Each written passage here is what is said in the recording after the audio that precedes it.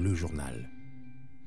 Madame, Monsieur, bonjour et merci de nous rejoindre aux 13h30 sur la télévision nationale congolaise. Au sommaire de ce journal, suite aux pluies torrentielles qui sont abattues à Kananga, chef-lieu de la province du Kasaï central, le 25 et 26 décembre 2023, ayant causé mort d'homme. Le Premier ministre Jean-Michel Samalukunde Kengi a échangé avec le gouverneur du Kasaï central. C'était hier, 28 décembre 2023, à la primature pour une intervention urgente du gouvernement central.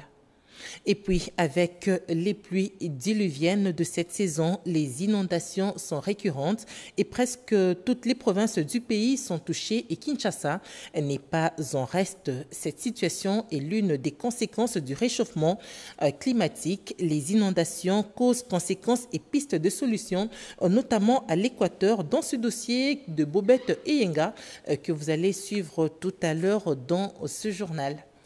Une fois de plus, bonjour et merci d'être avec nous dans cette livraison de l'actualité. En nouvelle, après des comptes de plus de 10 millions de voix issues des résultats partiels publiés par la CENI, Félix Antoine Tshisekedi Tshilombo obtient plus de 75% de voix et ne peut plus être rattrapé par ses challengers. La CENI publiera les résultats provisoires ce dimanche 31 décembre 2023. Elle poursuit la publication partielle des résultats de la présidentielle du 20 décembre 2023. C'est énième déclaration de la mission d'observation électorale CENCO-ECC sur les élections du 20 décembre dernier, faite ce jeudi 28 décembre 2023 par le secrétaire général de la CENCO, Monseigneur Donassé Cholé, et le révérend Eric Senga de l'ECC, en présence de Monseigneur José Moko Ekanga, évêque d'Idiofa, président de l'Association des conférences épiscopales de l'Afrique centrale, ACEAC, et vice-président de la CENCO, a concerné spécialement 42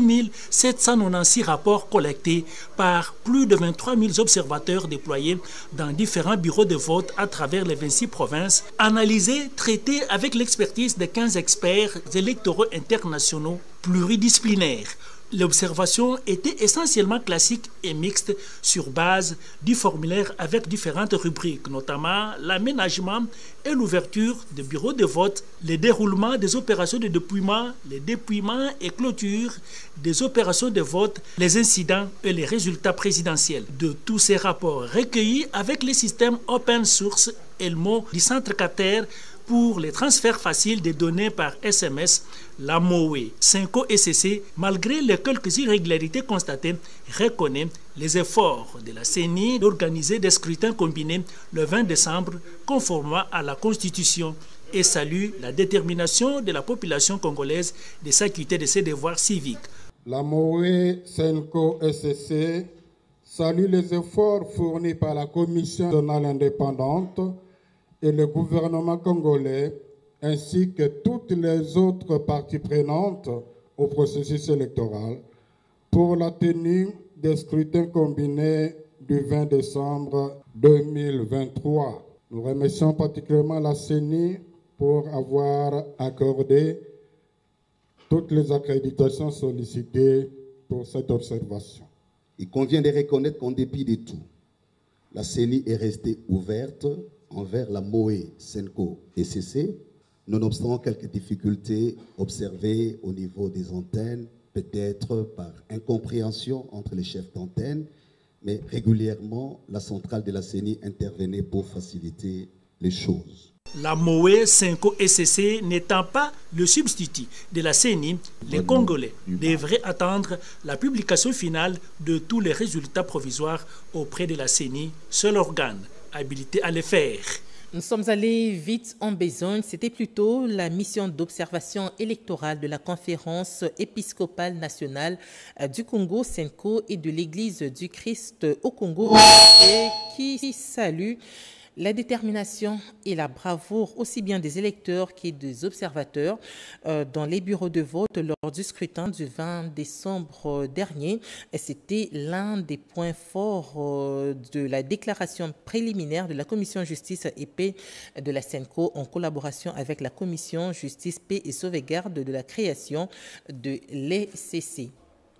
Nous allons poursuivre ce journal. Les organisations de la société civile expertes en matière électorale ont participé aux opérations de surveillance des élections du 20 décembre dernier. Malgré quelques imperfections d'ordre logistique, elles saluent par ailleurs la bravoure et saluent par ailleurs l'observance de la démocratie et la transparence. Suivez cela dans ce reportage de Mamita Bangolo. Les acteurs de la société civile dénoncent les retards pris dans l'ouverture de bureaux de vote et la difficulté dans le déploiement des matériels électoraux. En dépit de cette situation, ces acteurs reconnaissent les efforts fournis par toutes les parties prenantes et font quelques propositions.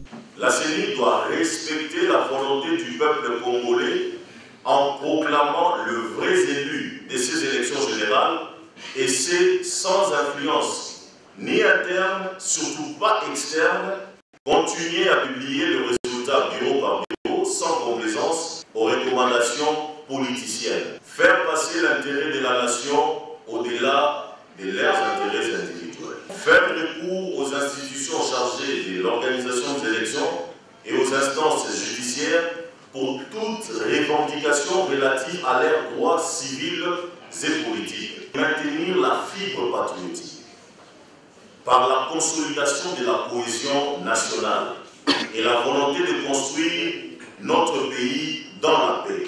Cette jeunesse doit jouer pleinement son rôle en ce moment précis et avec conscience qu'il est le poumon de la République, que la jeunesse est le symbole de l'unité nationale, en repoussant tous les ennemis internes et externes de la République démocratique du Congo. Par ailleurs, les organisations de la société civile et tous les partenaires nationaux et internationaux restent engagés à accompagner la RDC sur le chemin de la démocratie et la paix durable. Je vous le disais à l'ouverture de ce journal, les pluies torrentielles qui se sont abattues à Kananga, chef-lieu de la province du Kasaï central, le 25 et 26 décembre dernier, ayant causé mort d'homme, eh bien, le Premier ministre Jean-Michel Sama Lukonde Kyenge a échangé pour ce faire avec le gouverneur du Kasaï central. C'était hier jeudi 28 décembre 2023 à la primature pour une intervention urgente du gouvernement. Marcel Moubenga, Janine Kalenga et Julien Piana ont signé ce reportage. La date du 25 décembre 2023 n'était pas du tout festive pour la population des Kananga, chef-lieu de la province du Kasaï central. Les pluies diluviennes qui se sont abattues dans cette ville du 25 au 26 décembre dernier ont causé mort d'hommes suite aux inondations et glissements des terres. Le Premier ministre Jean-Michel Sama Lukonde Kyenge a échangé le jeudi 28 décembre à la primature avec le gouverneur du Kasaï, John Kabeya Shikai, pour tabler sur cette situation des catastrophes naturelles ayant causé mort d'hommes. Après avoir écouté le récit du numéro 1 de la province du Kasaï central, le chef du gouvernement congolais a promis de tout mettre en œuvre pour des solutions idoines en urgence. Le gouverneur du Kasaï, John Kabeya, revient sur l'essentiel de cet échange. Il y a une très forte pluie qui s'est abattue sur toute la province. Nous avons enregistré 22 morts et des dégâts matériels importants. Les dégâts matériels, je peux évoquer les cas de l'usine de captage de la Régie des eaux qui est noyée et la route coupée pour accéder à cette usine. Ça, nous sommes au niveau du quartier Kanyuka et nous avons la situation de Bianchi. Je peux dire, c'est mon quartier là où j'habite. Il y a un ravin qui s'est développé, ça a ravagé à peu près 15 ménages. Nous avons la route coupée de l'académie militaire ex-EFO. Nous avons l'avenue Kamwandou, là où il y a les cimetières. Pour enterrer des gens, ça pose problème aujourd'hui. Il y a la voie ferrée qui est coupée en deux parties. Et quand je vous parle là, la mesurette du maïs qui coûtait 2500, ça remontait jusqu'à 8500. Tout ça sont des conséquences de cette pluie qui a détruit vraiment toute la province. Et le Premier ministre est vraiment trop attentif à tout ce que nous venons de le dire. Et je pense que ce matin, il était un mini-conseil des ministres avec les ministres sectoriels pour voir comment on peut résoudre. Parce que avec des morts, qu'est-ce que nous devons faire? C'est d'intervenir et puis les assister dans un temps record. Le cas des glissements des terres au Kasaï central était déjà évoqué au cours de la réunion restreinte du Conseil de ministres, convoquée bien avant par le chef de l'exécutif national, Jean-Michel Samalukonde Kenge. Face à cette situation, Bobette et Ngalisamba nous proposent un dossier, bien évidemment, sur les pluies diluviennes qui, cette saison, provoquent plusieurs inondations. Presque toutes les provinces sont touchées et Kinshasa n'est pas en reste. Nous allons suivre ce reportage, ce dossier plutôt de Bobette et Ngalisamba. Des cultures perdues, des écoles et centres de santé pratiquement inaccessibles, plusieurs villes du pays ne résistent plus à l'intensité des pluies qui s'abattent ces derniers jours. Les efforts physiques et mentaux sont ce prix à payer pour survivre dans ces coins sinistrés. Quand il pleut, nos maisons sont envahies et il n'y a pas moyen de sortir. Nous souffrons quand il pleut, il nous faut évacuer toute cette eau qui envahit la maison.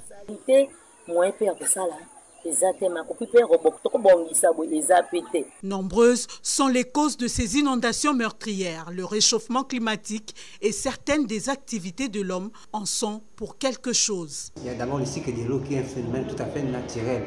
Mais avec les changements climatiques qui est dû aux activités humaines, c'est comme ça qu'il y a cette augmentation d'abord de la chaleur. Il y a un dérèglement climatique qui fait que le pluie diluvienne soit très abondante et que les villes soient inondées et les territoires.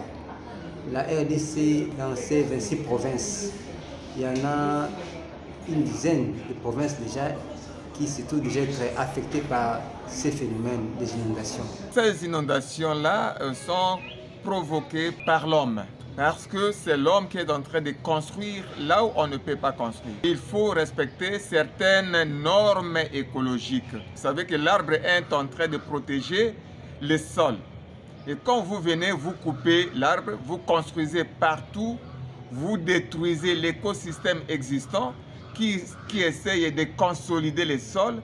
Donc il y aura quand même destruction du sol. Quand on utilise des déchets plastiques, il n'y a pas moyen que l'eau pénètre le sol, donc le sol est aridifié et c'est ce qui provoque aussi des inondations. Après chaque pluie, les dégâts sont énormes. À la destruction des infrastructures s'ajoute l'urgence sanitaire avec maladies et épidémies qui s'invitent. Les sinistrés multiplient les appels à l'aide.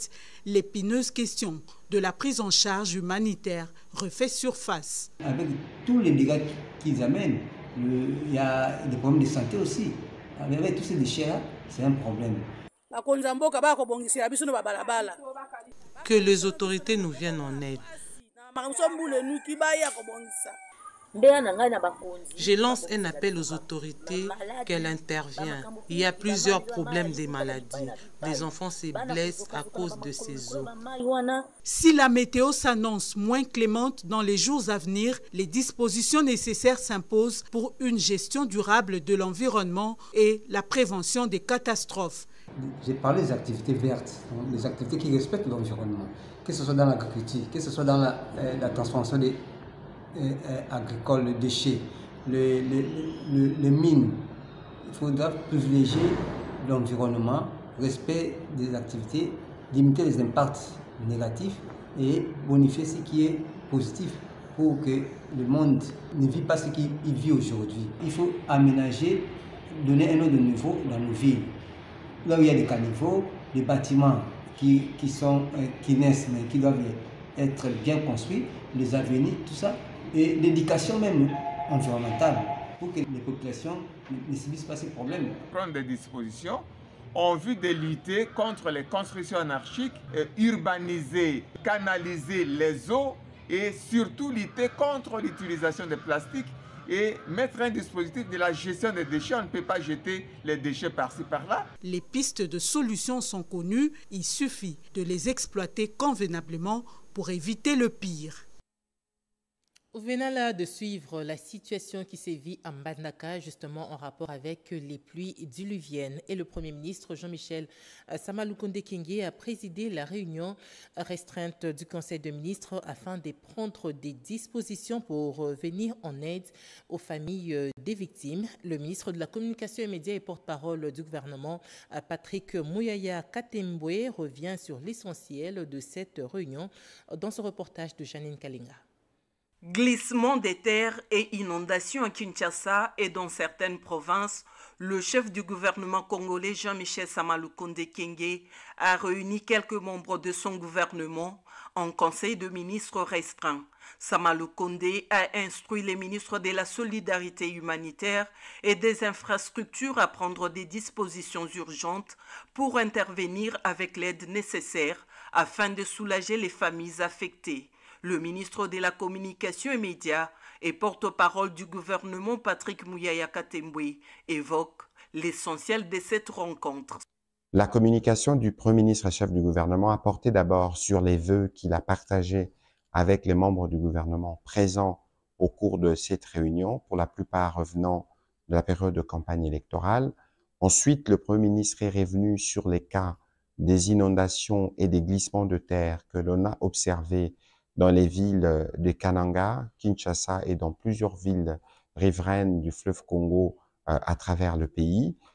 Le ministre de la Solidarité et des Affaires humanitaires a eu l'occasion de faire la présentation exhaustive de la situation pour permettre notamment de soulager les familles qui ont été affectées et d'intervenir pour assurer la sécurité des différentes personnes qui n'ont pas été directement touchées mais qui doivent, pour certaines, évacuer les lieux qu'ils occupent. À ces propos, le Premier ministre et chef du gouvernement a instruit la vice-ministre ministre des Finances pour que des dispositions pratiques puissent être prises pour permettre de soulager toutes ces questions. La question liée à l'état des sièges était également à l'ordre du jour. La ministre d'État, ministre de la Justice et garde-sceaux, partant de la loi d'habilitation qui avait été conférée au gouvernement par l'Assemblée nationale, a présenté au Conseil le projet de texte portant prorogation de l'état et des sièges. Après débat et délibération, ce texte a été adopté pour que ces textes puissent prendre effet à partir du 29 décembre prochain. Cette réunion restreinte du Conseil des ministres a connu la participation des ministres d'État, ministres de la Justice, des infrastructures, de l'agriculture, de la communication et médias, des mines, des affaires humanitaires, ainsi que de la vice-ministre des Finances. Après Lubumbashi, dans la province du Haut-Katanga, le vice-premier ministre, ministre de l'Intérieur et Sécurité, Peter Kazadi, poursuit son itinérance dans le Grand Katanga. Cette fois-ci, il s'est rendu au Lualaba. Reportage. D'abord, je suis satisfait du voyage que je viens d'effectuer au Lualaba et dans le Haut-Katanga. Tout s'est bien passé. Mais les nouvelles que j'ai reçues de la marche ne m'ont pas du tout satisfait parce que nous avons interdit cette marche, mais une poignée d'individus s'est permis de défier l'autorité de l'État. Je salue la manière dont la police les a encadrés en dépit de quelques bévues rencontrés que nous allons ne pas laisser impunis. Ici, je profite de votre micro pour demander à la population congolaise de rester calme pendant cette période historique de notre pays où nous allons devoir connaître les noms de nos nouveaux dirigeants d'ici le 31 décembre, tel que prévu par la CENI. Donc j'en appelle au calme et je réitère l'interdiction de toute marche tendant à contester le processus alors que le processus n'est pas encore terminé. Et tout le monde qui voudrait porter sa réclamation, qu'il la fasse devant les cours et tribunaux et non pas dans la rue, dans le but de semer les chaos et les troubles à l'ordre public. Revenons à Kinshasa, les inspecteurs de l'inspection générale de la territoriale sont en mission de contrôle administratif et financier dans la commune de Kalamou. À cette occasion, l'inspecteur général de la territoriale, Alidor Béamoulumba, a fait une descente pour vérifier les modalités de contrôle qui s'effectuera dans cette entité. Toto Céleste Songo, reportage. L'inspection générale de la territoriale, IGTR, a pour mission le contrôle, l'encadrement, le suivi et l'évaluation des activités des autorités, des entités administratives, des services centraux, des administrations relevant du ministère de l'Intérieur et des services déconcentrés. L'inspecteur général de la territoriale, chef de corps, Alidor Béamoulumba, est descendu dans la commune de Kalamou pour s'enquérir de l'évolution du travail qui s'est fait par ces services. Nous avons été à la conférence des gouverneurs. Le président de la République m'a demandé que les gouverneurs, comme nous, l'inspection générale, nous devons avoir au moins 20 jours d'itinérance, 10 jours au bureau. Nous respectons le mot d'ordre du chef de l'État. L'itinérance, c'est d'aller se rendre compte de la réalité de ce qui se passe dans nos territoires et dans les entités territoriales. Le projet des 145 territoires, c'est développer les pays de la base vers le sommet. Aujourd'hui, l'UGT a comme priorité du travail, c'est d'abord surveillance et contrôle. Nous contrôlons l'utilisation rationnelle des ressources mises dans les mains de l'administration. Nous contrôlons ces ressources-là humaines, financières et matérielles. Nous devons contrôler et à ce moment-là, nous accompagnons alors la bonne gouvernance. Le bourgmestre de la commune de Kalamou, présent à la cérémonie, a émis le vœu de voir sa juridiction être contrôlée par les personnes habilitées conformément aux prescrits de la loi. Sachez que ce travail s'articule autour du contrôle de conformité des actes posés par les autorités en matière de perception des taxes. Sensibiliser la population sur la construction anarchique, sur les constructions anarchiques le long du rail, tel est l'objectif de la conférence de presse tenue par le directeur général de Métrokin. C'était à l'hôtel Sultani. C'est un reportage de Mamie France Zaina. Le moment est arrivé pour que la République démocratique du Congo puisse innover dans le secteur des transports ferroviaires. La société Métrokin, par l'entremise de son directeur général Eric Onepungayongo, l'a signifié au cours d'une conférence de presse tenue dernièrement à l'hôtel Sultani de Kinshasa-Gombe. Cet entretien avec les chevaliers de la plume a été initié juste après avoir bouclé toutes les études techniques, financières et d'impact environnemental, ainsi que le plan de réinstallation qui a pris plus d'une année. Nous venons de finir les études d'impact environnemental. Et comme vous le savez, l'étude d'impact environnemental renferme le nombre de personnes recensées qui sont impactées par le projet. Et au même moment, l'autorité urbaine a pris des arrêtés constituant, premier arrêté, l'arrêté constituant les comités de libération des emprises, constitué des BCECO, l'hôtel des villes, les communes concernées, la société civile et la police nationale, pour commencer les débuts des indemnisations. Et aussi, c'était aussi d'informer que le préparatif, ce qui concerne la partie technique, venait de prendre fin.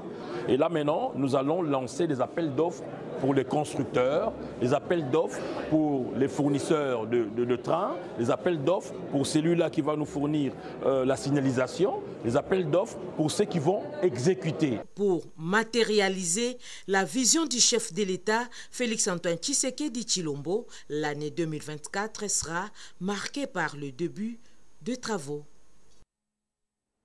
Et puis, cette soutenance de thèse sur la présentation de l'étude sur la qualité des institutions et la croissance en République démocratique du Congo. Plus de détails dans ce reportage.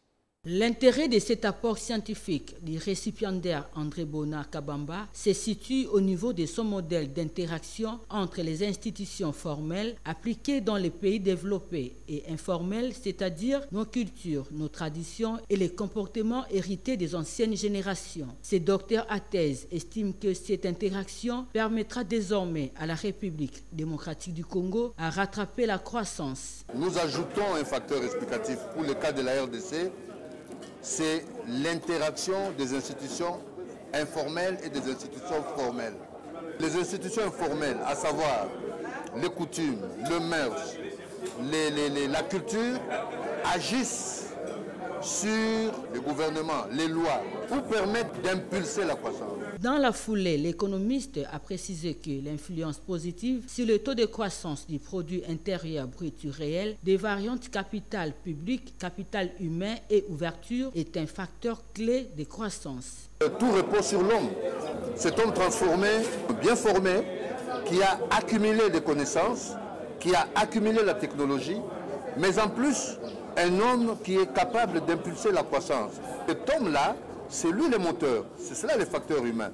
Ainsi, l'interaction des institutions formelles et informelles est désormais une variante explicative de croissance pour le cas de la RDC qui doit activer ses leviers de croissance 63 ans après son accession à la souveraineté. Nous allons terminer par cette remise-reprise qui a eu lieu à la direction provinciale de la radio-télévision nationale congolaise, cette fois-ci à Cabinda. Reportage. Votre tête qui a des fiduciaires ici, ils annoncent pour eux, pour leur maison. Et nous, à notre niveau. Réunion de clôture de l'année 2023 tenue ce jeudi 27e jour du mois de décembre courant par le chef des sous-stations ad intérim à l'intention des agents et cadres de la chaîne officielle, laquelle est sanctionnée par la remise des colis cadeaux de fin d'année, une première sous l'impulsion de Madame le DG. Jean-Claude Mukendi Kabongo s'est appesantí sur tous les secteurs en faisant une table rase sur le défi relevé et ce qui reste à faire dans toutes les sections, notamment technique, info, production et logistique. Et ici, c'était un défi en rapport avec la demande de notre Madame Directeur Générale, Sylvie Elengue, qui nous avait demandé de tenir une réunion à la fin de l'année, mais aussi de pouvoir trouver des colis cadeaux pour les agents et cadres de la sous-station.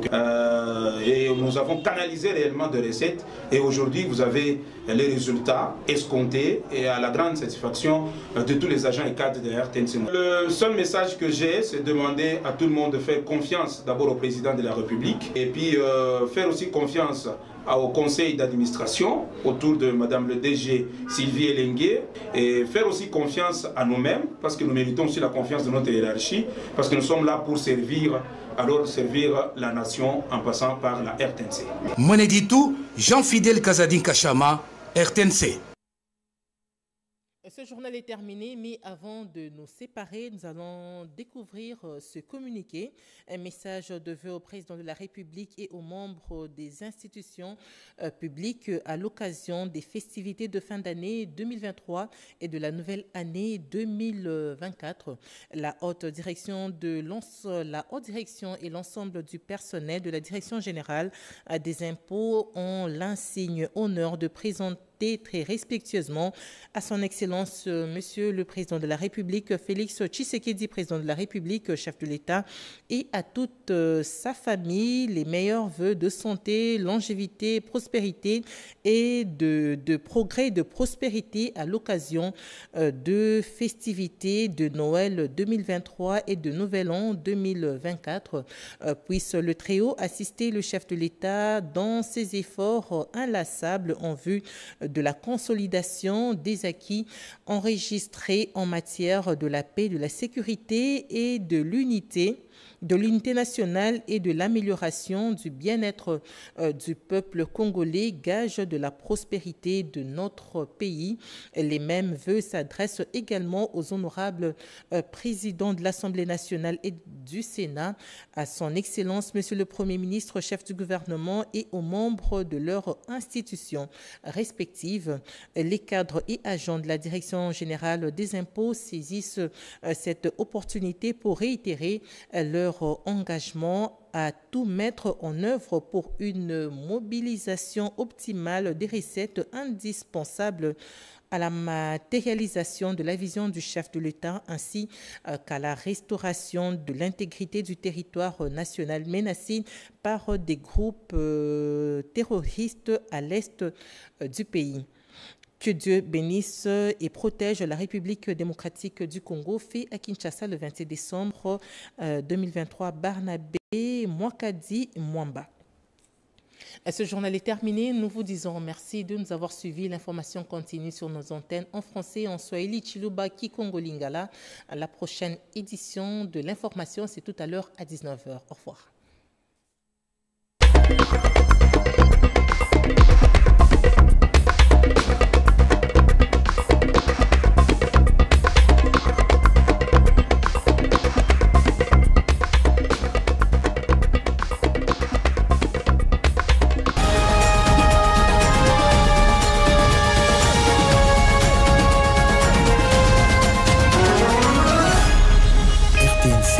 Le journal.